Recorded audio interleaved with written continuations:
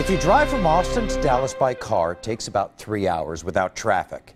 But what if you could make that trip in just 15 minutes? One day, that could be a reality. Some UT students are heading to California this week for a competition in this very innovative technology. Fox 7's RaeAnn Christensen joins us in studio with more. Ray. Mike, Rebecca, some of you may have heard of it already. It's called the Hyperloop, thought up by SpaceX Tesla inventor Elon Musk.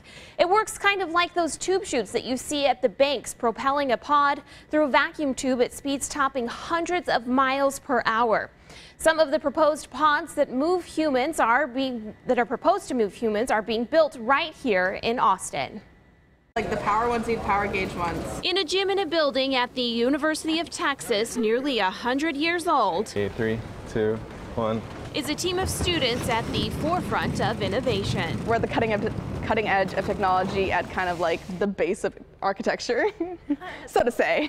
Sahar Rashad is part of 512 Hyperloop, one of 2 UT groups chosen out of hundreds of teams by SpaceX to help in the design of the pod for the Hyperloop. It's super cool, especially because this technology doesn't exist right now. We're developing something new that hasn't been done before. The Hyperloop is a mass transit system meant to move people at super fast speeds through basically vacuum tubes. To speed up the development, SpaceX hosts a competition geared toward university students and engineering teams to build and design a functioning and safe Hyperloop pod. They have there's 2 layers of judging, and it's about how fast do you end up going, and how safe is your pod overall. 512 Hyperloop had 2 choices for their pod: magnetic levitation or air bearings. We just have permanent magnets on board, and then as we move, it interacts with the rail below it, and it actually levitates. A levitating pod. 512 Hyperloop anticipates will get going about 150 miles per hour. The goal is to go as fast as possible. Hyperloop founder Elon Musk took to Twitter last month saying there's a chance this Hyperloop could come to Texas,